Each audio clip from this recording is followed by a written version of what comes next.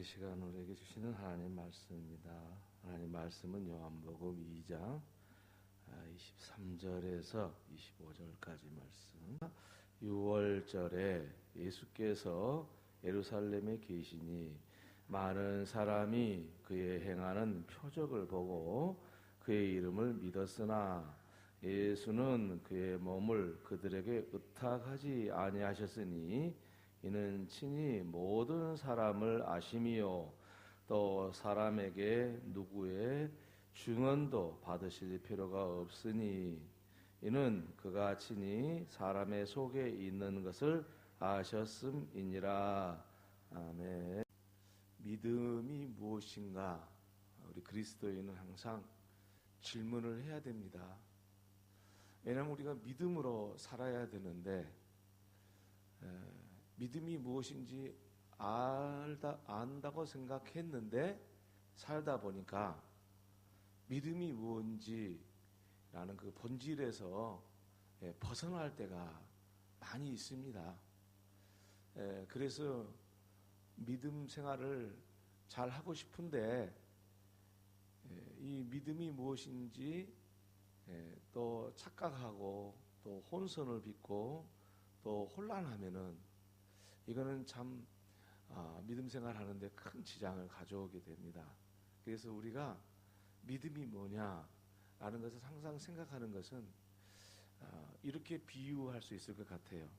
내가 서울에 친구집을 찾아가는데 내가 서울에 친구집을 찾아가려면 내가 어떻게 해야 되지? 라는 생각을 해야 되지 않겠습니까? 승용차를 운전하고 간다든지 기차를 타고 간다든지 이 생각을 하고 친구 집에 갈 수 있는 거잖아요. 그러듯이 우리가 믿음 생활을 한다는 것은 뭐냐면 믿음이 뭐냐라는 것을 항상 생각해야만이 믿음 생활을 잘할 수 있는 것이지 믿음 생활에 대해서 그것을 잘 정리를 못하면은 친구 집을 못 찾을 수 있는 것 같은 원리가 되는 거예요. 이제 흔히 가장 그 믿음에 대한 혼선을 가져오는 것은 뭐냐면은 자기가 지금 생활하고 있는 그 생활이 믿음 생활을 잘 하면 좋은데 세상에 살다 보니까 이런 유혹 저런 유혹 때문에 믿음 생활을 못하게 되는 거거든요. 그러다 보니까 믿음이 뭐지? 라는 질문을 하지 않으면은 바른 믿음의 삶을 살 수 없는 경우가 많다는 거예요. 그래서 오늘 이 말씀을 통해서 믿음이 뭔지 분명히 좀 알고 확신 가운데 걸어가는 저와 여러분의 삶이 되기를 바랍니다. 이 오늘 본문의 말씀은 짧은 본문입니다만은 많은 것이 함축되어서 표현이 되어 있습니다. 우리 예수님께서 6월절에 그 예루살렘에 올라가셔서 일주일 동안 계시게 되는데 그 일주일 동안 계시면서 많은 이적들을 행하셨습니다. 그러니까 우리가 요한복음뿐만 아니라 다른 복음서에도 보면은 6월절에 올라가셔서 이적을 행한 이적들이 많이 있습니다. 그것을 간략하게 기록을 해놨습니다. 예루살렘에 6월절에 예수님이 가셔서 많은 표적을 행하셨다. 이렇게 이야기를 하고 있어요. 오늘 본문에. 자, 그런데 이 예수님께서 베푸셨던 그 표적, 그 기적들, 그 이적들이 사람들의 믿음 생활에 분명히 긍정적인 효과를 가져오는 게 맞아요. 이적을 보고 표적을 보고 믿음이 좋아지는 것 결코 틀린 이야기가 아닙니다. 옳습니다. 맞는 이야기입니다. 그런데 문제는 믿음은 표적을 보고 그 표적 때문에 마음속에다 믿음을 갖는 게 아니라는 거예요. 표적을 보고 이 기적을 보았기 때문에 우리에게 그 표적을 믿으라는 그리고 기억해서 그것을 믿으라는 것이 믿음이 아닌데 사람들의 삶은 항상 표적을 생각하는 거예요. 그 기적을 바라보고 기적을 보면서 바로 하나님이 살아계시고 하나님은 능력이 많으신 분이시고 그렇게 생각을 하고 믿음을 갖는 거예요. 그런데 이것을 오늘 본문의 말씀에 보니까 예수님께서 경계를 하셨어요. 뭐라고 오늘 본문에 말씀하고 계시냐면은 6월절에 예수께서 예루살렘에 계시니 많은 사람이 그의 행하시는 표적을 보고 그의 이름을 믿었습니다 라고 끝난 게 아니라 믿었으나 라고 말씀합니다. 그 표적을 보고 그 표적을 믿으라는 것이 아닌데 우리 믿음이 표적을 보고 믿는 믿음, 그 믿음에 머물러 있는 당시의 사람들에 대한 이야기를 하고 있는 겁니다. 그래서 오늘 우리가 믿음으로 살려면 어떻게 해야 되냐, 뭐가 믿음이냐 하는 것을 분명히 아셔야 된다. 이런 말씀을 드릴 수가 있겠습니다. 그렇다면은 우리 예수님께서 기적을 행하시고 표적을 행하신 것은 정말 우리 믿음에 분명히 도움이 됩니다. 그런데 주님이 하시고자 하는 말씀은 무슨 뜻이 들어있냐면 그 표적을 보고 그 표적을 믿으라는 게 아닙니다. 그거 믿어하고 뭐 하겠습니까? 자, 죽은 자가 살아나는 이적을 예수님께서 일으키셨습니다. 그 사건을 알고 있다 해서 구원을 받는 것입니까? 그 사건을 목격했다 해서 구원을 받는 것이겠습니까?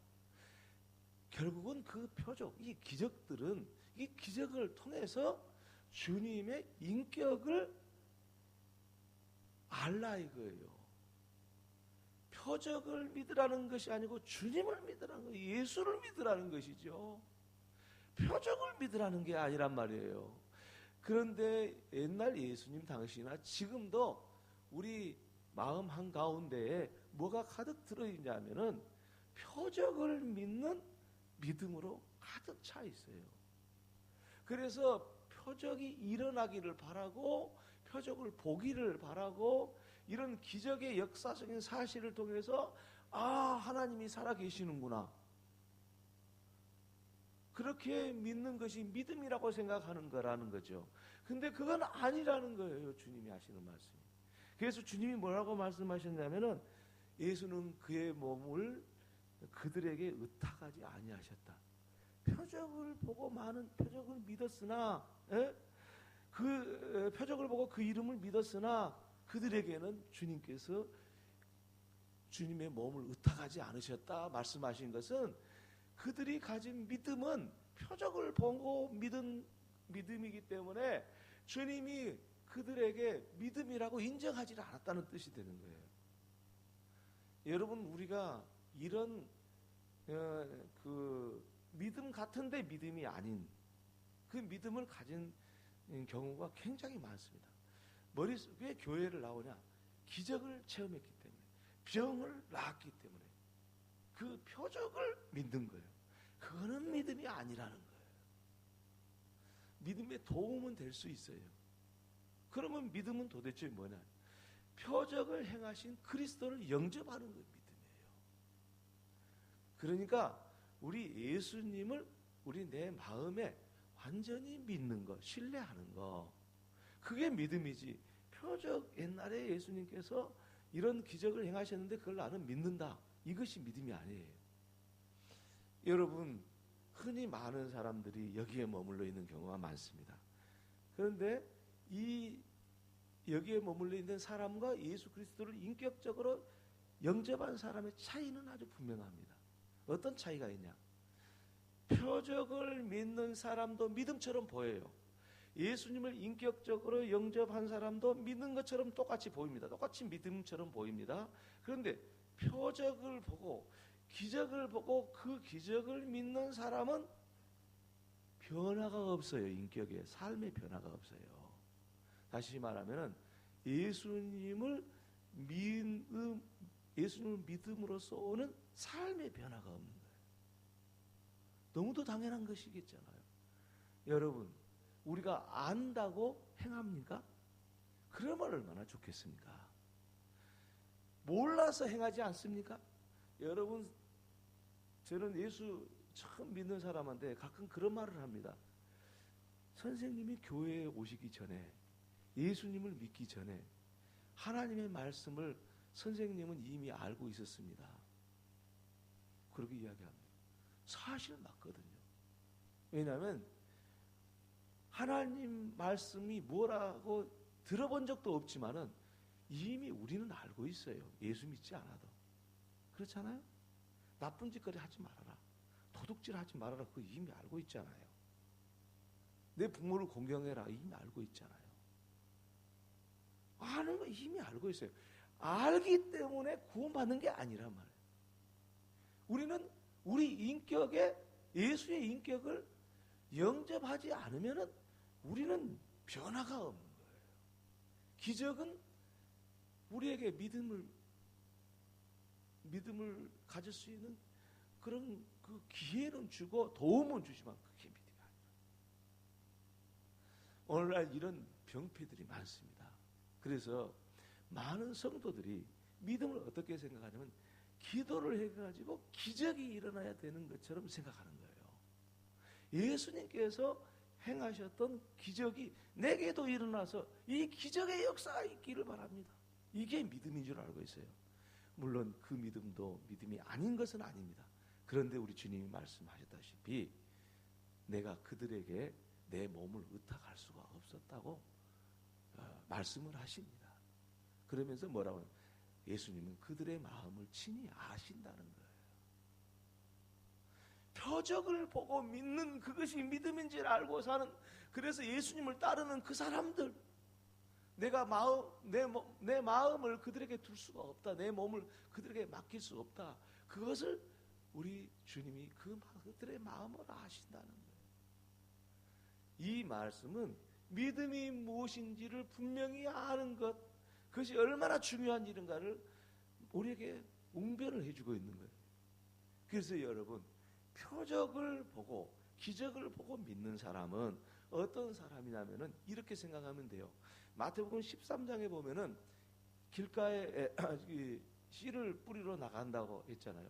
천국은 마치 씨를 뿌리러 나가는 사람과 같으니 하면서 말씀하면서 어떤 씨는 길가에 떨어지고 어떤 돌짝밭에 떨어지고 어떤 것은 가시덩굴이 있는 땅에 떨어지고 어떤 것은 옥토에 떨어지고 그렇지 않았어요? 근데 옥토에 떨어진 좋은 땅에 떨어진 그 씨만이 30배, 60배, 100배 결실을 얻는다 말씀하셨지 않습니까? 근데 나머지 길가에 떨어진 돌밭에 떨어진 그리고 가시덩굴에 떨어진 그 씨앗은 열매를 못 거둔다. 근데 씨앗은 씨앗이잖아요. 믿음은 믿음이지요. 그 길가의 바깥이 딱딱 사람들이 지나다니까 얼마나 딱딱하게 굳어 있겠어요. 그래도 씨앗이 떨어지면은 기회는 되는 거죠. 근데 새들이 와서 다 먹어버린다고 그랬잖아요. 뿌리를 뻗기 전에 이미. 돌밭은 어때요? 돌밭은 뿌리가 뻗으면은 그 돌에 뿌리가 닿아가지고 타져서 죽는다는 게 무슨 이야기인 거니? 돌이 밑에 있고 흙이 덮어져 있으면 햇빛이 내리쬐면 돌에 열이 오르게 되잖아요. 돌에가. 그리고 뿌리가 내려가면 돌이 타서 뿌리가 돌에 이제 닿으면 그 뿌리가 타서 죽는 거예요. 그럼 뭘과 같냐면 표적을 보는 사람은 뭘과 같이 비교하시면 돌밭에 뿌려진 씨앗과 같은 거예요. 믿음처럼 보이잖아요. 싹이 텄죠? 처음에는 얕은 흙으로 깔아진 돌밭에 싹이 텄죠? 움이 텄어요. 그제 나무예요. 나무가 자라게 돼요. 곡식이 자라기 시작했어요. 그런데 얼마 자라서는 타서 죽었어요. 믿음이 아닌 것은 아니죠. 열매가 없는 믿음이라는 거지. 그것은 뭘 이야기하냐면 우리 삶의 변화가 없다는 거예요. 그러니까 기적을 바라고 사는 사람들은 결국 삶의 변화는 없고 오직 기적에 대해서만 맹신하고 그것만을 쫓아가고 그러다 보니까 인격적인 주님과의 교통이 없으니까 공허한 거예요. 공허해. 기적만 쫓아가는 사람은 공허해서 믿음이 자라지. 다시 말하면 열매가 맺지를 않아요. 그러니까 오늘 이 말씀은 굉장히 짧은 말씀인데도 불구하고 이 말씀은 많은 것을 속에 담고 있다는 그 의미가 되지 않겠습니까? 그래서 여러분, 그것을 우리가 아시고 이제는 기적을 바라는 것, 그것이 우리 믿음의 본질이 아니고, 믿음은 기적을 행하신 예수 그리스도를 인격적으로 내 안에 내 주인으로 모시는 거예요. 그것이 바로 뭐냐? 믿음이에요. 그러면은 그 믿음을 가지면 어떻게 됩니까? 예수 그리스도를 영접했다, 그 인격적으로 영접했다, 이게 무슨 말이냐? 이게 또 어렵잖아요. 그 주님 나 영접했는데 그거 나도 영접했다고 해서 그게 도대체 내 영접한 것인지 만 건지 잘 모르겠어요. 그럴 경우가 있잖아요. 영접한다는 게 뭐냐면요, 주님께서 우리 마음에 왕자를 차지하고 계시는 거예요. 그래서 주님이 통치하는 거예요, 우리를. 그래서 우리 인격이 바꿔지는 거예요. 그래서 결국은 어떻게 됩니까? 내 삶이 주님의 모습으로 닮아가는 거예요. 왜? 내가 통치하다가 누가 통치하니까? 주님이 통치하시니까. 그 주님의 인격은 어떻게 우리가 경험할 수 있나요? 하나님의 말씀을 통해서요. 하나님의 말씀을 우리가 받아들이고 그 말씀을 우리 마음에 영접하면은 주님을 인격적으로 영접하는 것이 되고, 그 결과로 우리는 결국 주님의 인격을 닮아가는 사람이 되는 거예요. 그러니까 기적만 바라는 사람은 결코 인격의 변화가 없고 삶의 변화가 없지만은, 주님을 영접한 사람은 기적이 없어도 괜찮아요. 그렇죠? 기적이 없어도 괜찮아요. 왜? 내 안에 나를 통치하시는 분이 주님이시니까 기적이 필요치도 않아요. 왜냐하면 삶 자체가 기적이잖아요. 그렇지 않습니까? 오늘 우리 건축하신 분들하고 좀 정식 식사를 같이 했는데, 조금 밖에 나가서 그 밖에 나가서 이 꽃이 피고 막 이 벚꽃이 다 아직 벚꽃이라 했다 매화가 피었더라고요. 그 쳐다보니까 그 조그만 꽃송이 안에가 얼마나 그 매화가 이쁩니까? 꽃 하나만 봐도 이쁘잖아요. 많이 보는 것도 이쁘지만 자세히 들여다보면 이쁘잖아요. 이쁜데 그게 보면서 저 꽃이 우연이 됐다고 생각하는 사람 참 그건 사람으로서 제정신이 아니지 않느냐. 그랬더니 교회는 안 다녀도 인정을 하더라고요. 교회는 안 다녀도 인정을. 그러면 저렇게 아름다운 것을, 저거 색깔을 한번 봐보시라고. 그렇지, 이쁘게 돋아놓은 여기 속이 안에 꽃 좀 보라고. 그 뭐 매화꽃만 그런 게 아니라 이 발바닥에 피어있는 그 들풀에 피어있는 꽃들도 얼마나 그렇게 이쁜지 오묘하잖아요. 그 자체가 기적 아니에요. 뭐 우리가 무슨 기적이 더 필요한 게 뭐 있어요? 필요할 것도 없지요. 왜요? 우리가 주님이 우리를 다스리시면 우리가 부족한 게 없잖아요. 뭐 특별하게 막거나, 물론 죽을 사람이 살아나는 거 필요하지요. 왜 필요 않겠습니까? 가난한 사람이 부자가 되는 거 그거 필요하지요. 그게 왜 필요하지 않겠습니까?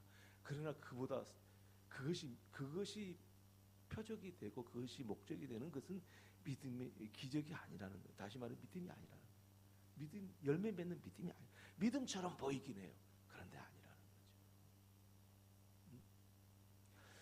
그래서 우리 예수님이 뭐라고 말씀을 하시냐면은, 예수님께서는 친히 사람 속에 있는 것을 아셨다. 표적을 보고 따라다니고 그 표적을 믿는 사람들을 아셨기 때문에 그들의 마음 가운데 있을 수가 없었더라. 이 주님이 그 말씀. 그래서 이것이 사실은 이 이야기를 듣고 있었던 많은 사람들뿐만 아니라 예수님의 제자들까지도 이 말씀과 연관이 되어 있어요. 무슨 연관이? 예수님의 제자 중에서 가장 수제자라고 하는 베드로가 있지 않습니까? 그 베드로가, 여러분, 예수님께서 그 십자가에 죽는다고 그렇게 죽은 자 중에 사흘 만에 다시 살아나리라 그렇게 말씀하시니까, 다른 제자는 코가 빠져갖고 있는데 베드로가 하는 말이 뭐라고 하냐면, 주님, 다른 사람은 다 버릴지라도 나는 결코 주님을 버릴 수가 없습니다. 그렇게 호언장담한 것처럼 들렸지 않았습니까? 사실 베드로는 그 말할 때 베드로는 자기가 진실이었어요. 그 거짓된 표현이 아니었어요. 그런데 자기가 베드로 자신이 말한 것에 대해 진실로 말은 했긴 했으나 사실은 베드로 자신이 자신도 모르고 말한 거예요. 나중에 어떻게 됐어요? 주님이 말씀하신 대로 부인했잖아요. 다른 제자들도 부인하고 베드로도 부인했지 않습니까? 그러니까 베드로가 자기 자신을 진실하게 말했기는 했지만 자기 자신은 몰랐던 거예요. 그러니까 베드로도 표적을 보고 주님을 인격적으로 받아들인 믿음이었더라면 그렇게 자기 자신이 가지고 있는 믿음이 진실한 믿음이라는 것을, 믿음이 아니라는 것을 알 수 있었을 텐데 그렇지 못했기 때문에 주님을 따라다니면서 기적을 3년 동안 봤기 때문에 베드로는 확신 가운데 있었고, 그래서 그 확신을 가지고 주님, 다른 사람은 다 버릴지라도 나는 주님을 버릴 수가 없습니다 라고 혼장담을 한 거예요. 그렇지만은 베드로의 중심은 진실인 거예요. 근데 그 말을 하고 있는 베드로 자신은 자신도 모르는 거짓말을 한 거죠. 그런데 우리 주님은 그걸 아시잖아요. 베드로야, 네가 닭이 3번 울기 전에 네가 나를 닭이 울기 전에 3번 부인하리라. 3번 부인했죠. 나중에는 어땠어요? 어린 소녀 앞에서도 예수님을 저주를 하면서 부인했어요. 네, 거기서 벗어나려고. 그게 믿음이냐 이거예요. 네. 여러분, 그러니까 베드로가 말이죠, 그 믿음으로 좌절해버린 거 아니겠어요? 나는 주님을 믿는다고 생각했는데 주님이 십자가에 딱 죽고 자기 자신이 주님이 말씀하신 대로 닭이 우니까, 주님이 말씀하신 대로 3번 자기가 부인하니까 닭이 딱 울었잖아요. 그러니까 절망해버린 거예요. 그래서 십자가에 죽어서 예수님이 사흘 만에 살아나셔서 부활하셨는데, 부활하신 후에 베드로한테 나타났는데도 불구하고 베드로는 고기 잡으러 간 거예요. 다시 부활한 주님을 만나고서도 예수님의 제자로 살아야 되는데 고기 잡으러 가요. 왜 그랬을까요? 베드로는 기적을 믿었던 거예요. 표적을 믿었던 거예요. 그런데 그게 자기가 얼마나 그 표적을 믿는 게 믿음이 아니라는 것을 좌절해 버렸어요. 그때 주님이 다시 나타나시죠. 바닷가에서 고기를 잡고 있는 베드로와 7명의 제자한테 다시 나타나셔가지고 나한테 고기 좀 갖다 자오. 그러면서 주님이 같이 식사를 하잖아요. 고기를 많이 잡아가지고, 잡지 못한 베드로가 다시 고기를 많이 잡아가지고 주님이 식사를 같이 하잖아요. 거기면서 그때 베드로한테 예수님이 묻잖아요. 베드로야, 너 나 사랑하냐? 사랑합니다. 베드로야, 네가 나 사랑하냐? 예, 사랑합니다. 베드로야, 네가 나를 사랑하냐? 예, 사랑합니다. 주님이 아시지 않습니까? 그러잖아요. 주님도 참 어떻게 보면 집요하신 것 같아요. 왜 닭이 3번 우는 거하고 베드로한테 3번 사랑하냐고 묻잖아요. 베드로 머릿속에서는 그 닭이 닭이 울기 전에 3번 부인했던 거, 그것이 생각나지 않았겠어요? 그러면서 베드로한테 고백을 듣습니다. 처음에는 예수님이 이렇게 물어요. 아가페오? 베드로야, 네가 나한테 아가페오? 그게 무슨 이야기냐면, 내가 사랑하는 이 아가페 사랑, 이타적인 사랑으로 내가 너희를 사랑한 것처럼 네가 사랑하냐? 베드로야, 아가페오? 그래요.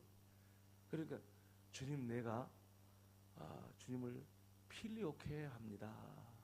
이랬어요. 아가페오 합니다. 그 말을 못하고 필리오케 합니다. 이 필리오케는 뭐냐? 형제간의 사랑이에요. 형제간의 사랑. 그러니까 인간적인 사랑이죠. 예. 아가페 사랑이 아니고 인간적인 사랑. 내가 주님 사랑하는 줄 알지 않습니까?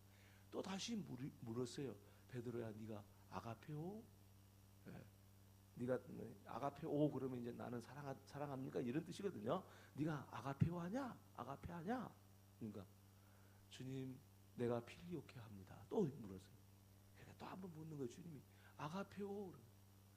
주님 내가 필리오케 하는 줄 주님이 아시지 않습니까? 그야 자기를 그때서 손을 들잖아요. 베드로가 세 번 물으니까. 왜 주님이 세 번 물으셨냐면 손을 안 드니까 세 번 물은 거예요. 손을 들어요. 그래요. 내가 주님 사랑하는 줄 내가 압니다. 필리오케오. 주님이 내가 형제간의 사랑으로 했던 아가페오 사랑은 모두 주님을 위해서 내가 십자가를 지신 주님을 위해서 주님이 나를 위해서 십자가를 지셨는데 나는 십자가를 버렸지 않았습니까? 십자가의 주님을 거부했지 않았습니까? 내가 저주했지 않았습니까?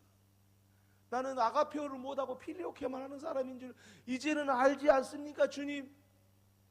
그러니까 그때 주님이 말씀하신 그때 이제 베드로가 완전히 무너진 거예요. 그때 이게 참 믿음이라는 게 그런 거예요.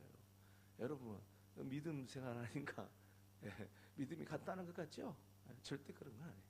사람마다 다 다르고 믿음도 깊이가 있고 높이가 다 있는 거예요. 그 질이 다 다르다. 베드로가 그런 질. 그래서 네가 베드로야, 이제는 네 마음대로 다녔는데 나중에는 네가 네 마음대로 도 못 다닐 거야. 너는 내가 너를 통치하고 너를 사용할 거야. 왜? 네가 나를 영접했으니까. 그 말을 요한복음 21장에 가서 예수님이 베드로의 대화를 하고 있잖아요. 그러니까 여러분 베드로를 아시듯이 하나님은 저와 여러분 각각 개개인의 마음을 다 아세요. 그럼 염려 좀 하지 마세요. 왜? 주님이 모른다고 생각하는 거예요. 이게 왜 그러면 모른다고 생각하냐? 표적을 믿는 믿음에 있으면 주님이 내 안에 계신다는 걸 경험하기 어려우니까 주님이 나를 모른다고 생각하는 거예요. 그래서 내가 주님이 나를 내 마음을 아신다고 생각하는 사람과 그렇지 않는 사람의 삶으로 바꾸지는 거예요.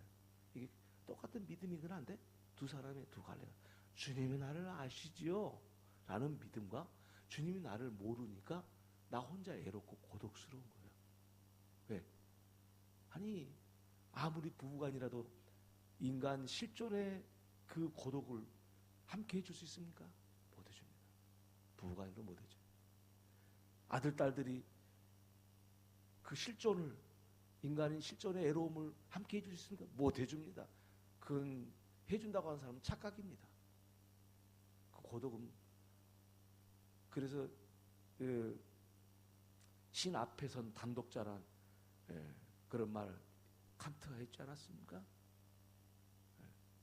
칸트라는 철학자가 그 말을 신 앞에 단독자다. 그러니까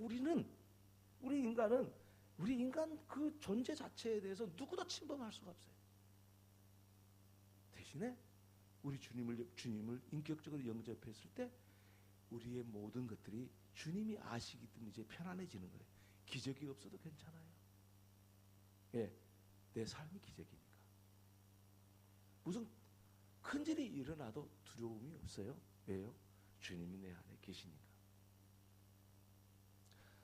여러분, 우리 삶 가운데 우리 주님이 우리 마음을 아신다는 거, 이거 얼마나 축복인지 아십니까?